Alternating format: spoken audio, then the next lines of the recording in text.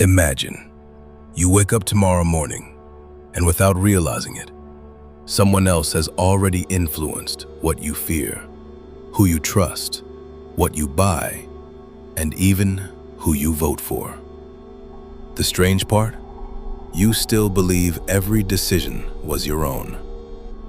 What if I told you the most powerful weapon in history isn't a nuclear bomb, isn't artificial intelligence, and isn't even money? It's the ability to control what millions of people believe without them ever noticing. Kings used it. Empires perfected it. Corporations spend billions on it. Political campaigns depend on it. Social media algorithms amplify it. And chances are, it has already worked on you today. But here's the mystery.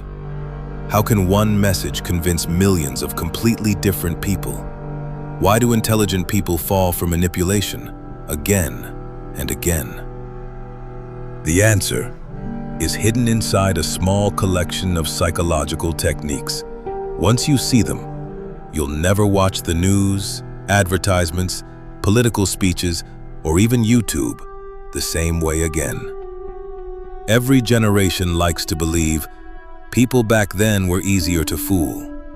They weren't. Humans haven't changed very much in thousands of years. Our brains still rely on shortcuts. We make fast judgments. We react emotionally before we think logically. Psychologists call these cognitive biases. Propagandists simply learned how to exploit them. And here's something that surprises many people. Propaganda isn't always false.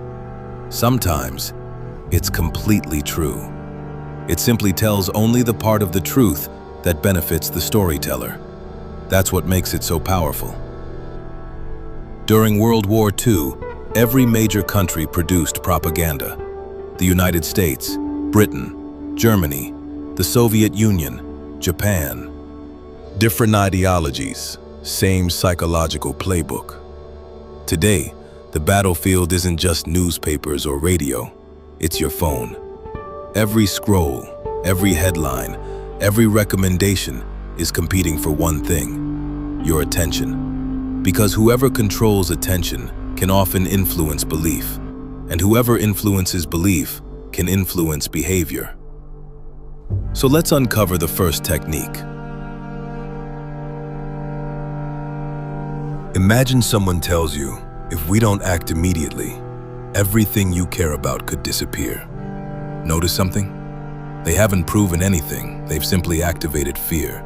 This technique has a name: fear, uncertainty, and doubt, or simply FUD.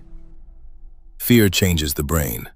When we're afraid, our ability to think critically decreases. Instead of asking, "Is this true?" we begin asking, "How do I stay safe?" That's exactly what manipulators want. Throughout history, leaders have often emphasized external threats to unite populations behind major decisions. Sometimes those threats were real. Sometimes they were exaggerated. Sometimes they were misunderstood. The technique works because fear spreads faster than calm. Businesses use it too. You've probably seen advertisements saying, "Only 2 rooms left. Offer expires tonight.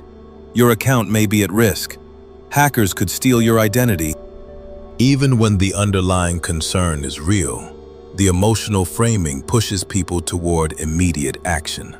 Political campaigns across many democracies, including in the United States, also frequently rely on fear-based messaging. One side warns that the other will destroy the economy. The other warns democracy itself is at risk. The specific claims change over time. The psychological mechanism doesn't. Fear isn't designed to help you think. It's designed to make you stop thinking.